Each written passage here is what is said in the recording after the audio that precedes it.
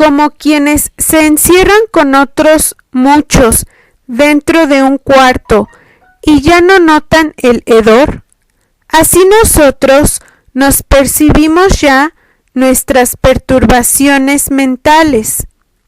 Por ello, conviene salir del ambiente y respirar el buen aire de otras épocas y de otras naciones que sentían y pensaban de manera muy diferente. Verbigracia, los griegos, que al contrario del fabulista burgués, no entonaron cánticos a la hormiga que se afana, sino que abundaron en himnos a la cigarra cantora, a la que llamaban hija de los dioses. Para ellos era el ocio el que merecía el calificativo de divino.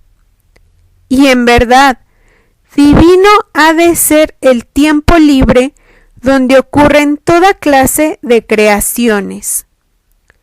Solo el espíritu que reposa y se concentra en sí, crea las obras de arte, descubre las leyes del ser, produce teorías sociales, etc.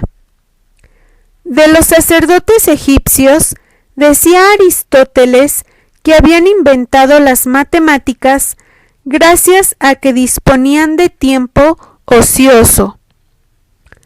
Yo aseguro que el que trabaja no piensa.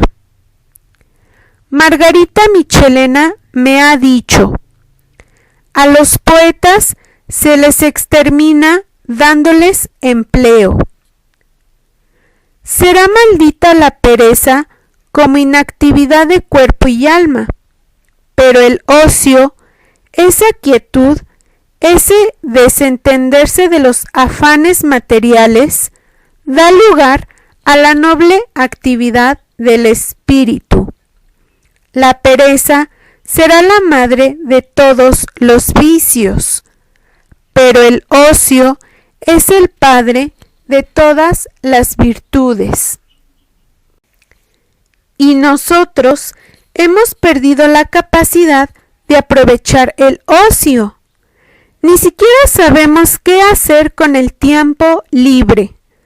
Nos aburrimos, lo malgastamos o nos contratamos en un nuevo turno para ganar doble sueldo. Parkinson ha formulado una disque ley sociológica. El trabajo tiende a invadir el tiempo libre. Gracias a Dios, esa no es una ley universal, mas parece la descripción de una enfermedad y solo se aplica a un momento histórico enfermo, a la compulsión neurótica de nuestra comunidad burguesa. En dicho estado anímico anormal no se tolera el ocio. Nadie tolera quedarse a solas consigo mismo. El hombre moderno aborrece el silencio de la meditación, la soledad fecunda. Cada quien huye de sí y teme hacer resplandecer sus potencias creadoras. Se autoignora, se pierde a sí mismo y ni siquiera lo nota. Cuando se culpa a las máquinas de haberse tragado al hombre, yo lo niego. La máquina es la aliada del espíritu, pues está hecha para aligerar el trabajo y ganar el ocio. El culpable es el hombre que, de tanto verterse al exterior, se ha quedado sin humanidad por dentro. Culpables somos por servir a la máquina en vez de que ella nos sirva. Todo lo volteamos al revés y volvemos a quedarnos sin ocio. Sed y poseer.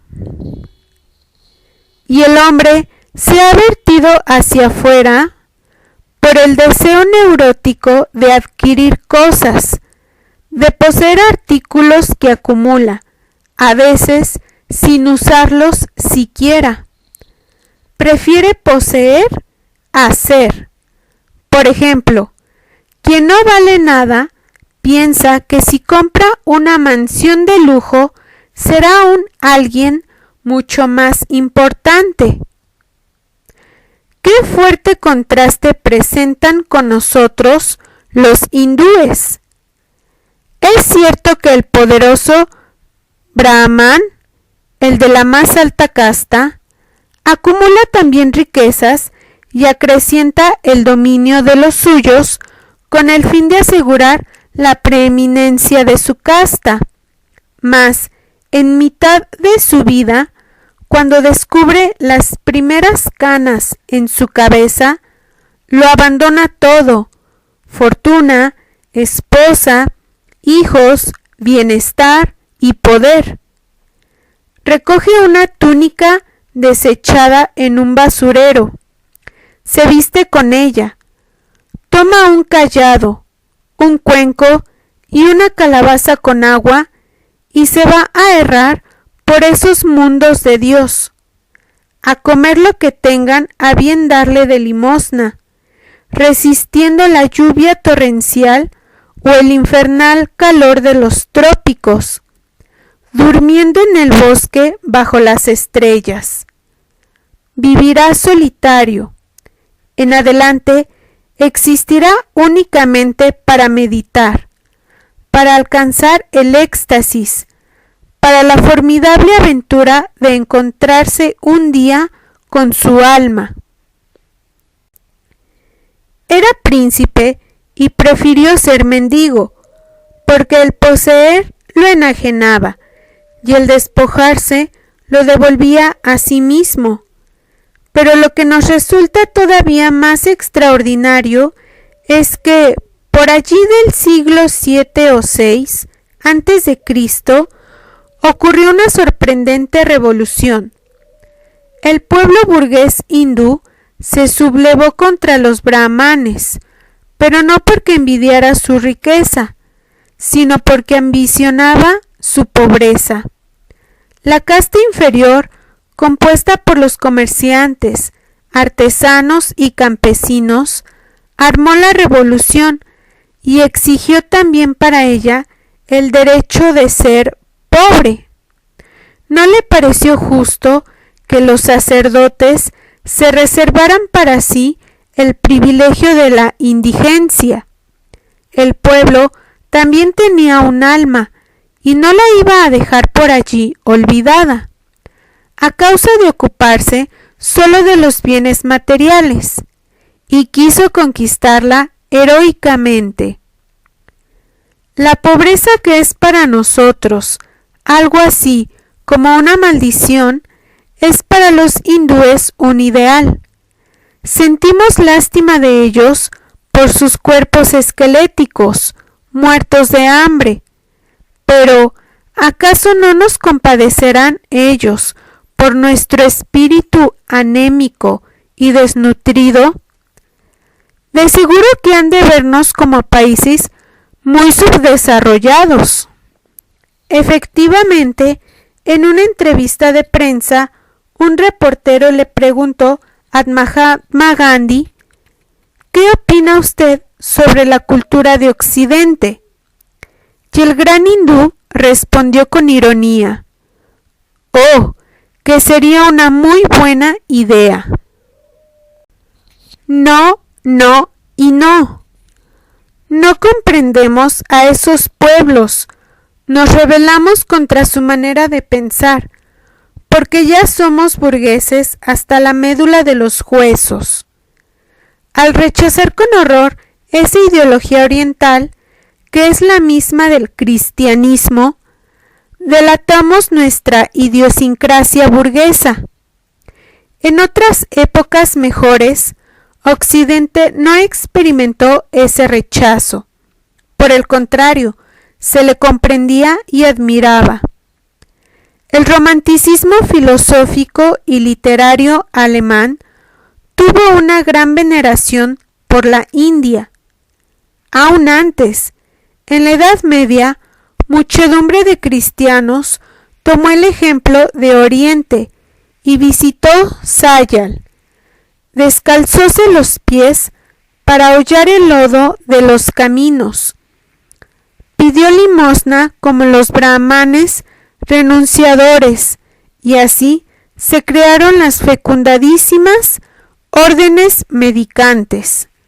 A la saga de San Francisco, quien llevaba de la mano a su esposa la pobreza, y al dejarlo todo, fue cuando todo lo poseyeron, y hasta los pájaros vinieron a anidar en el hueco de sus manos. A la inversa, el hombre moderno, ávido de poseer, es poseído por las cosas que posee, y por servirlas ya no es dueño de sí mismo.